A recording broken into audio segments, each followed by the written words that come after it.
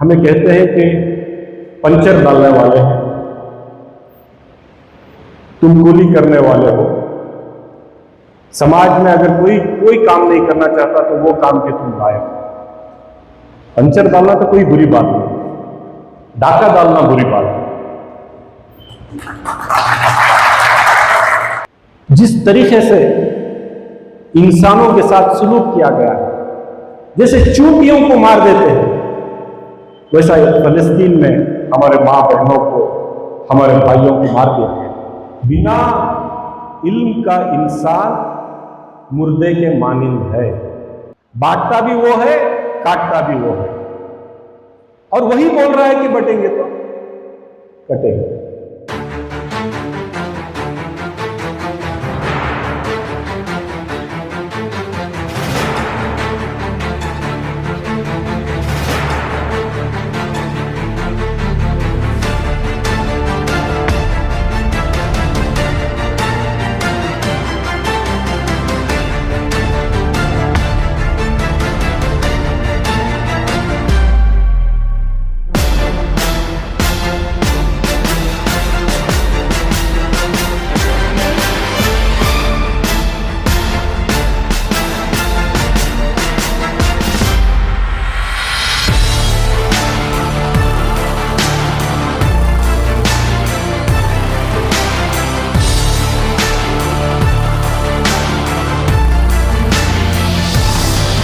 DSS foundation के एक बहुत अहम और बहुत बेहतरीन प्रोग्राम में मुझे आकर बहुत खुशी हुई है, और इस स्टेज पर बहुत से मखसूस शख्सियात ने बात की है, जैसे कि मौलाना महमूद मदनी साहब ने बात की है, और हमारे चीफ मिनिस्टर साहब के पॉलिटिकल सेक्रेटरी, एक फॉर्मर मिनिस्टर रहे हमारे सीनियर लीडर नसीर अहमद साहब यहाँ मौजूद हैं। KPSC के मेंबर और खुद जज रहे डॉक्टर मुस्तफ़ा हुसैन साहब यहाँ मौजूद हैं। एक होनहार नौजवान ऑफिसर मोहम्मद रफ़ी पाशा यहाँ मौजूद हैं। हमारे हमजा हुसैन जो पुलिस डिपार्टमेंट में है, SP हैं, और मैं नहीं समझता कि उनसे बेहतर कन्नड़ा कोई और बात कर सकता है, वो भी यहाँ मौजूद है। मोहतरमा जहां आरा बेगम है यहाँ पे मौजूद है, और मोहतरमा UT आयशा फरजान भी यहाँ मौजूद हैं। बुजुर्ग हैं, मेरे दोस्त हैं, माँ बहनें सब मौजूद हैं। देखिए, ये प्रोग्राम इसलिए बहुत अहम है कि ग्रेजुएट्स की एक जोड़ हमारे मुजम्मिल साहब ने DSS की जानिब से बुलाई है।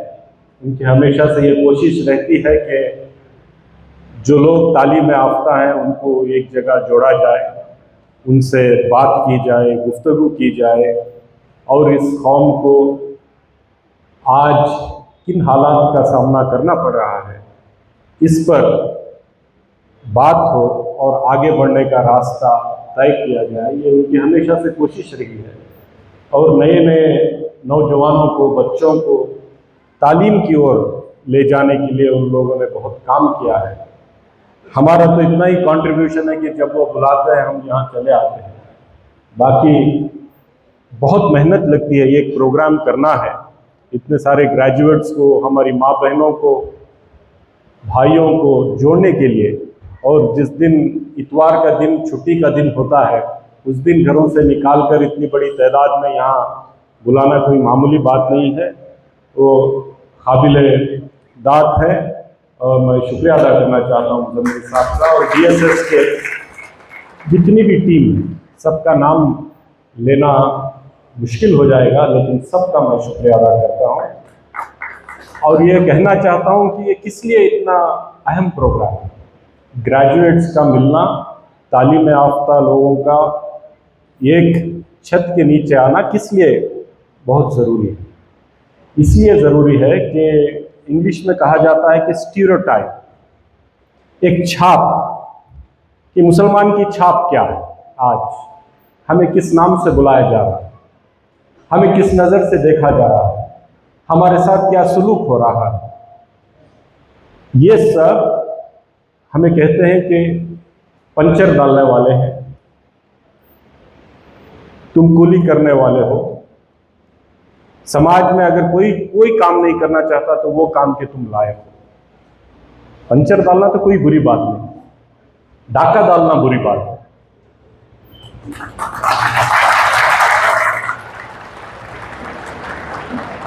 मेहनत करना, खुददारी के साथ मेहनत और मशक्क़त कर कर 4 पैसे कमाना और अपनी बीवी बच्चों का पेट भरना, क्या ये किसी सो कॉल्ड इज्जतदार आदमी के बहुत बड़े बिजनेस या बहुत बड़े काम से कम है? अगर ये पंचर नहीं डालते, अगर ये छोटे से छोटी समाज में कोई भी मेहनत का काम क्यों ना हो, अगर ये ना करते और समझ जाए कि सब डाके पे उतर आते, सब क्राइम का रास्ता इस्तेमाल करते, सब इजी मनी, इजी पैसा कमाने का रास्ता इख्तियार करते, तो क्या होगा? बहरहाल मैं ये कहना चाहता हूं कि हमें जिस निगाह से देखा जा रहा है, एक छाप बना दी गई है। मुसलमान प्रोग्रेसिव नहीं है, ये रेग्रेसिव कौम है।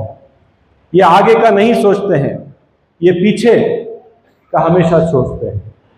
ये कौम समाज के दूसरे अक़वाम के साथ मिलजुल कर नहीं रहती है, अलग थलग रहना पसंद करती है। तो एक ऐसा कैंपेन चलाया जा रहा है जिस कैंपेन के तहत इस समाज में ऐसा जहर घोला जा रहा है, ऐसी परेशानियां हमारे सामने खड़ी की जा रही हैं कि आज हमें ये गारंटी नहीं कि हमारा एक भाई, हमारा एक बुजुर्ग ट्रेन में सफर कर कर यहां से दिल्ली तक हिफाजत के साथ पहुंच सकता है क्या? आज ये सोचने की बात है। कोई हमारा भाई घर में उसकी माँ या बहन या बीवी उसका दोपहर का टिफिन बांधकर अगर देती है तो क्या वो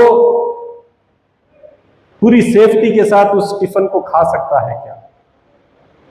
हम कैसे दिखते हैं, हम क्या खाते हैं, हम क्या बोलते हैं, इस पर भी आज समाज में एक ऐसा माहौल बना दिया गया है कि कोई गुनाह हम कर रहे हैं या समाज के खिलाफ हम कोई बहुत बड़ा काम कर रहे हैं। एक बुजुर्ग आदमी को पीटते हुए हमने ट्रेन में देखा, हमारे बाप दादा का उम्र का बुजुर्ग आदमी, दाढ़ी छोड़ा हुआ, सिर्फ इसलिए पिटा कि उसने दाढ़ी छोड़ी, सिर्फ इसलिए पिटा कि उसके घर में उसको कुछ बांध कर खाने के लिए दिया गया। हमने किसी के घर में किसी पर हमला कर कर उसकी जान गंवाते हुए देखा, सिर्फ इसलिए कि एक झूठा, एक अफवाह ऐसी झूठी फैला दी गई थी कि उसके घर के फ्रिज में कुछ ऐसा गोश्त रखा गया है जो किसी को इससे नुकसान हो सकता है। आज ना हमारी कोई औकात, ना कोई इज्जत, ना कोई हमारी जान की कोई कीमत आज इस समाज में बाकी नहीं रह गई। और जिस तरीके का माहौल आज सियासत में, चंद लोग इख्तिदार में आने के लिए, चंद जमातों को, चंद पार्टियों को इख्तिदार चाहिए, इसलिए ये समाज को जो तोड़ रहे हैं, इसकी होड़ में आज आम इलेक्शनों में जो बयानात दिए जाते हैं, उन बयानात का समाज पर क्या असर होने वाला है, इस मुल्क की एकता और एकजहती पर क्या असर होने वाला है, आने वाले दिनों में क्या ये मुल्क एक अमन परस्त मुल्क बनकर रह जाएगा, क्योंकि ये लोग इख्तियार पे आना चाहते हैं। तो इसीलिए इस पूरे समाज को तोड़कर, इस समाज में आग लगाकर, इस समाज में जहर घोलने का जो काम कर रहे हैं। किसी ने नारा दे दिया बटेंगे तो कटेंगे, तो उनकी उसकी तनकीद हो गई। अगर उस आदमी का बैकग्राउंड देखा जाए, बांटता भी वो है, काटता भी वो है, और वही बोल रहा है कि बटेंगे तो कटेंगे। लेकिन किसी ने बोला वजीर आजम साहब को कि आप ऐसा मत कहिए, आप वजीर आजम हैं, आप कितना बुर्दबारी से रहते हैं ये अलग बात है, लेकिन बुर्दबार होकर दिखना बहुत जरूरी है, तो इसीलिए थोड़ा बेहतर तरीके से इसको बताइए। तो उन्होंने कहा ठीक है, एक रहेंगे तो सेफ रहेंगे।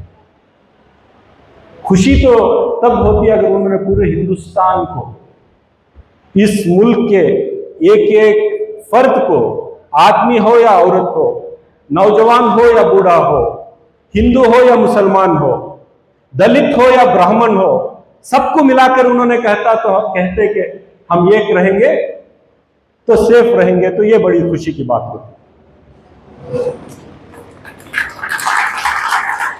लेकिन एक रहने का पैगाम, चंद लोगों को छोड़कर चंद लोगों को एक करने का जो पैगाम आज इस मुल्क का वजीर आजम अगर देता है, तो सोचिए कि हम किस हालात से आज गुजर रहे हैं। कभी मौका ऐसा था कि कोई नफरत का बयान दे देता है, कोई ऐसा बयान देता है जिसमें समाज में इंतशार फैल रहा है, ऐसे सियासतदानों को मेन स्ट्रीम से दूर रखा जाता था। अगर वो पार्टी में भी होता तो बोलते नहीं नहीं इसको दूर रखो, इसको ज्यादा बात मत करने दो। आज अगर मेन स्ट्रीम में रहना है तो जज्बाती तकरीर करना जरूरी बन गया। अगर मेन स्ट्रीम में रहना है तो किसी एक समाज के खिलाफ, एक जात के खिलाफ, एक मजहब के खिलाफ जहर उगलना जरूरी बन गया है। इस लेवल पे सियासत को इन लोगों ने नीचे गिरा दिया। तो जितने लोग फ्रिंज एलिमेंट्स कहा जाता था, जिनको, जो बदमाश थे, समाज में इंतशार फैलाते थे, इनको फ्रिंज पे रखा गया था। आज वो फ्रिंज मेन स्ट्रीम हो गया, मेन स्ट्रीम हो गया। 2014 के बाद पहली बार जब पहलू खान की जान ली गई, सिर्फ इसलिए क्योंकि वो बैल ट्रांसपोर्ट कर रहा था, तब बहुत बड़ा हेडलाइन बढ़ा, बहुत लोगों ने बात किया, मीडिया ने बात किया, सब लोगों ने बात किया कि भाई क्या तुम इसलिए मार दोगे, क्या कानून नहीं है? अगर वो भी गैर कानूनी है तो कानून के तहत आप उसको पकड़ सकते हो, फाइन डाल सकते हो, जेल में डाल सकते हो। आपने जस्टिस दे दिया, वहीं पे ऑन दी स्पॉट मार दिया आपने। आपको किसने इख्तियार दिया था? तो पहला जब ये हादसा हुआ था तो पूरे मुल्क में, क्या पूरे दुनिया में इसका चर्चा हुआ था। आज हर महीना एक पहलू खान मर रहा है, कोई बात भी नहीं करता, क्योंकि सबने मान लिया है ये तो होता रहता है। मीडिया में कहीं अभी पेपर में कोई 3 लाइन आती है कि इसको मार दिया गया है। इस लेवल पे नफरत को मेन स्ट्रीम कर दिया गया है। कॉन्स्टिट्यूशन आज भी है, कॉन्स्टिट्यूशनल प्रोटेक्शन आज भी है, इसके बावजूद कोई बुलडोजर चला रहा है, जिसका घर चाहे उस पर बुलडोजर चला देते हैं। कोई नोटिस नहीं, कोई इंक्वायरी नहीं, सीधे फांसी पे चढ़ा दिया जाता है। तो सुप्रीम कोर्ट के चंद फैसले हैं जो थोड़ा इंसाफ की तरफ माइल होते हैं, चंद फैसले, उसमें एक बुलडोजर पर भी एक फैसला आया है कि यह गैर कानूनी है। मैं किस लिए यह बात कह रहा हूं कि आज जो हालात हैं, इन हालात को हमारे सामने पैदा करने के लिए, क्योंकि हिंदुस्तान की तारीख में, इस मुल्क की, इस देश की तारीख में, इंडिया की तारीख में यह पहली बार है कि हमें इतने कठिन हालात का सामना करना पड़ रहा है, इतने मुश्किल हालात का सामना करना पड़ रहा है। एक सिस्टमैटिक तौर पर हम पर जो हमले हो रहे हैं, अटैक हो रहे हैं, कॉन्स्टिट्यूशन को कमजोर कर कर, किस लिए कॉन्स्टिट्यूशन को कमजोर करना चाहते हैं? ताकि हम पर सीधा सीधा हमला किया जाए, क्योंकि जो बैरियर है, जो प्रोटेक्शन है, इसको खत्म कर दिया जाए। तो ये जो आज हम देख रहे हैं, आज की जो पीढ़ी देख रही है, ये जो जनरेशन देख रहा है, शायद हिंदुस्तान की तारीख में, आजाद हिंदुस्तान की तारीख में नहीं, इस मुल्क की हजारों साल की तारीख में पहली बार हम ऐसा माहौल देख रहे हैं, इतनी कठिनाइयों का सामना कर रहे हैं जो हमारे आबा व अजदाद ने या हमारे बुजुर्गों ने कभी सोचा नहीं होगा कि आने वाला जनरेशन, आने वाली ये हालात का सामना करना है। तो इन हालात को यहां तक बिगाड़ने के लिए क्या रातों रात काम हो चुका है? क्या रातों रात सेक्युलर आदमी कम्युनल हो गया? क्या रातों रात समाज बदल गया? रात को सोए, सुबह को बोले कि ये आदमी ठीक नहीं, इसको खत्म कर दो? ऐसा तो नहीं हुआ होगा। जिन लोगों ने इस समाज को बिगाड़ा है, जिन लोगों ने इस मुल्क की एकता को, इस मुल्क की एकजहती को खत्म करने का जो काम किया है, जो बेड़ा उठाया है, जो कॉन्स्पिरेसी की है, ये कॉन्स्पिरेसी पिछले 100 साल से चल रही है। 100 साल का उनकी मेहनत है कि आज उनको उसका फल मिल रहा है। समाज में हमारी हैसियत को, हमारे हालात को, हमारे वजूद को इतना छोटा कर देना और इख्तिदार में वो काबिज हो जाना, और इस मुल्क को, जो एक सेक्युलर मुल्क है, इसको हटा करके एक कम्युनल मुल्क में तब्दील करने की कोशिश, और बहुत हद तक कामयाबी पिछले 100 साल की मेहनत। तो आप सोचिए, अगर हम इन हालात को बदलना चाहते हैं, जाहिर सी बात है हमें बदलना ही है। अगर हम इन हालात को नहीं बदलेंगे तो आने वाले दिनों में क्या हमारे बच्चे, जो नए जनरेशन के हैं, क्या वो चैन के साथ, सुकून के साथ अपनी जिंदगी बसर कर सकते हैं? हमें तो हालात बदलने हैं। वो जो नफरत फैला रहे हैं, हमें उसका जवाब मोहब्बत के माहौल से बदलना ही है। इसके अलावा कोई चारा नहीं है।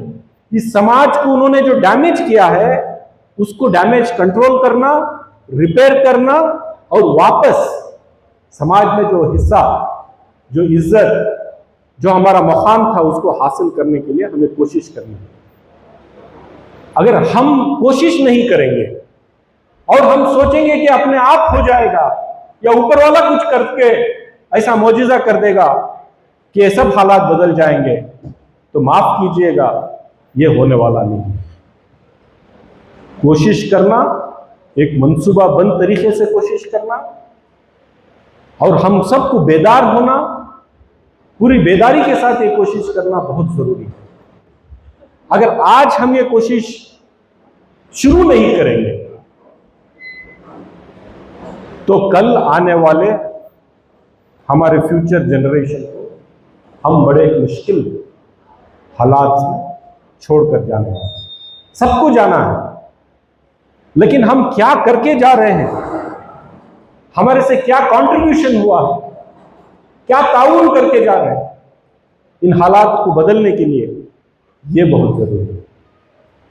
अगर इस स्टीरियोटाइप को खत्म करना है, अगर हमको हमारी जो पहचान जबरदस्ती बना दी गई है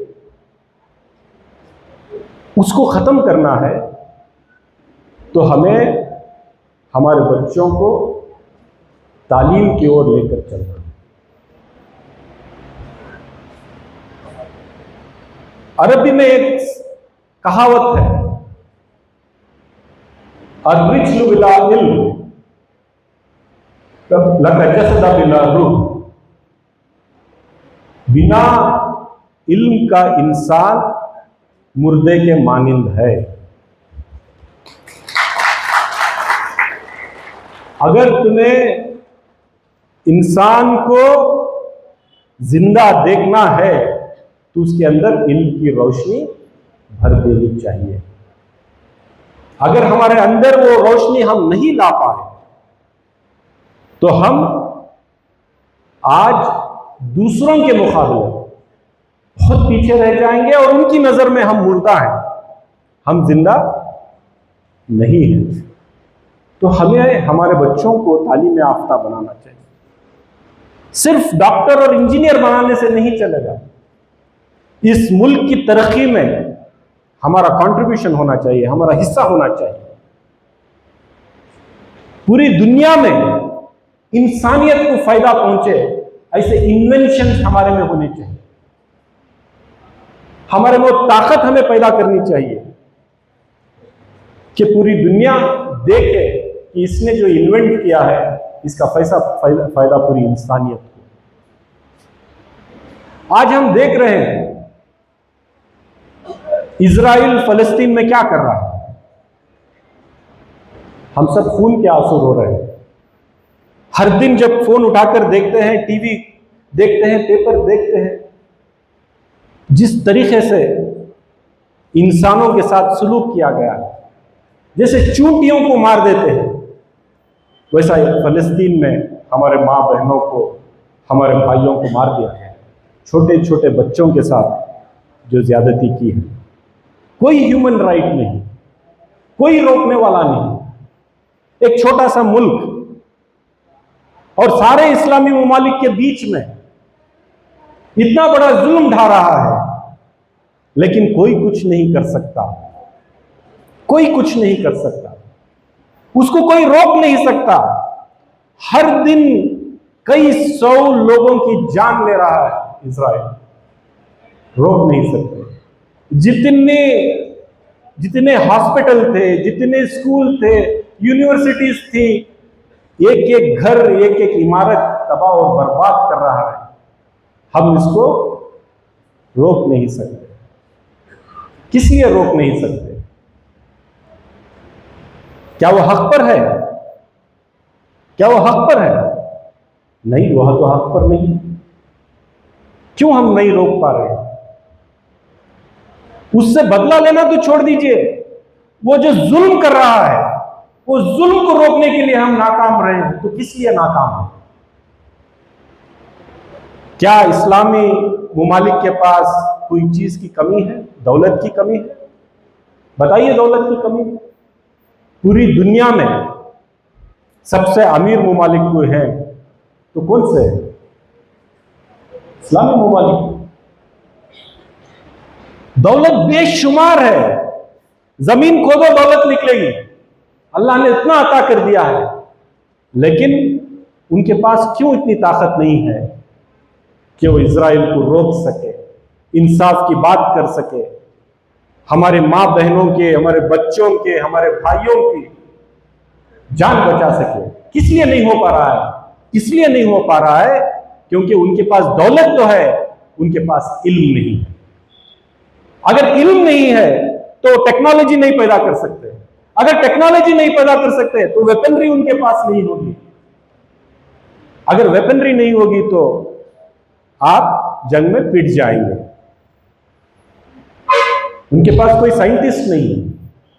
जितनी उनकी इमारतें खड़ी हैं, जो तेल भी निकल रहा है, वो अमेरिका से, यूरोप से कोई आकर, कोई इंजीनियर, कोई टेक्नीशियन निकाल के दे रहा है। उनके पास इतनी हैसियत नहीं कि वो तेल को खुद ब खुद निकाल सके।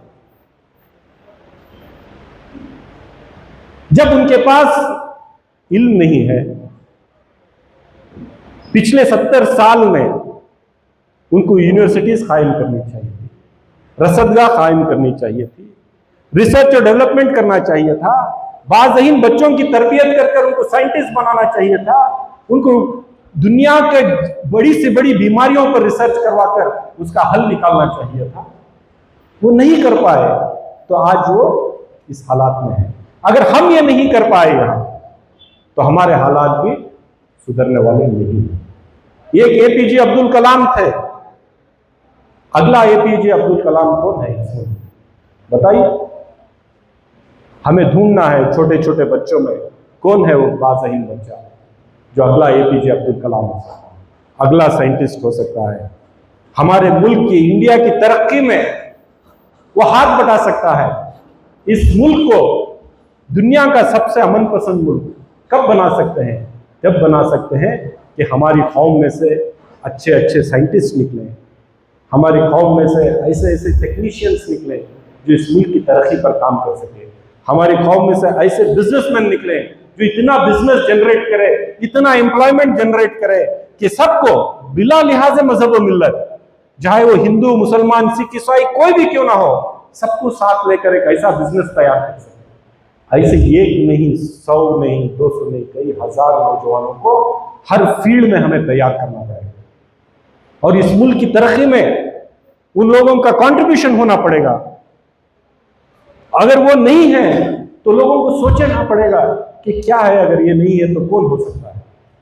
अगर इस मुल्क की तरक्की में हम हिस्सेदार नहीं हैं, अगर इस मुल्क में जो दौलत बनेगी उस दौलत को पैदा करने में हमारा कोई हिस्सा नहीं है, इस मुल्क में जो इन्वेंशन होगा उस इन्वेंशन में हमारे कोई साइंटिस्ट नहीं है, इस मुल्क में जो आगे की कोई भी प्रोग्राम, कोई भी स्कीम चले तो उसमें अगर हमारा हिस्सा नहीं है, अगर हम कंट्रीब्यूटर्स नहीं रहे तो हम कितना भी कोशिश कर ले, हमारी वो इज्जत, हमारी वो हैसियत,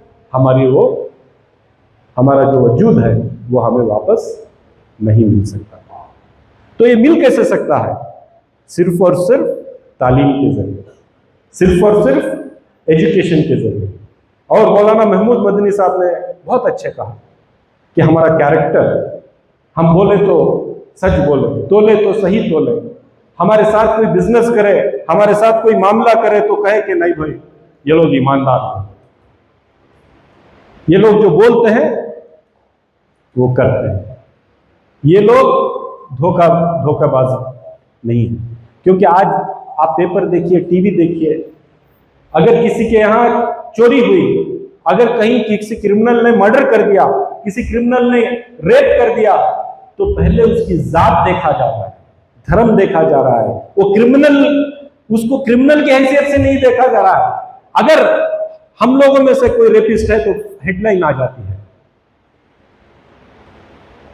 अगर कोई क्रिमिनल मुसलमान है तो हेडलाइन पे डाल देते हैं, फ्रंट पेज न्यूज बन जाती है। तो इतना कम्युनल माहौल जब है तब आपका, हमारा, हर एक फर्द का अपना जो पर्सनल एक्शन है ये भी पूरी कौम पर रिफ्लेक्ट हो रहा है।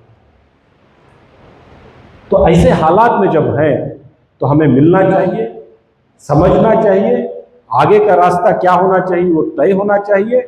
हमारी जो आमदनी है, हमारा जो इन्वेस्टमेंट है, वो इन्वेस्टमेंट किस पे कर रहे हैं? ह्यूमन रिसोर्स पे कर रहे हैं क्या, एजुकेशन पे कर रहे हैं क्या, या किसी और चीज पे कर रहे हैं? क्योंकि अगर हम इन्वेस्ट नहीं करेंगे तो उसका रिटर्न नहीं आएगा। अगर इन्वेस्टमेंट भी गलत हो तो डेड इन्वेस्टमेंट कहा जाएगा, वहां से रिटर्न नहीं आएगा।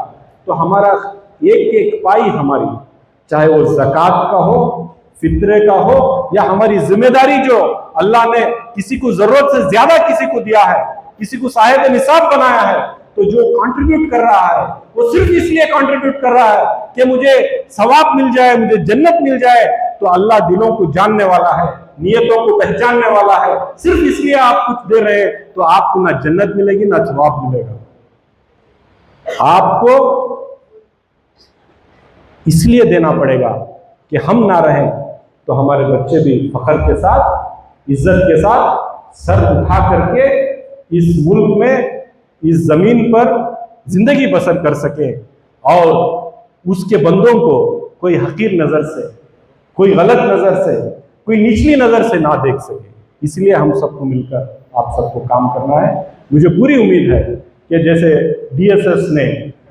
डीएसएफ ने जो बेड़ा उठाया है, ये बेड़ा कामयाब रहेगा इंशाअल्लाह। आगे हम और आप मिल करके एक ऐसे समाज, एक ऐसे माशरे को बनाने के लिए हम काम करेंगे जिसमें हम भी दूसरों के बराबर रहें, हमें भी वही इज्जत, हमें भी वही दर्जा मिले जो दूसरों को मिलता है।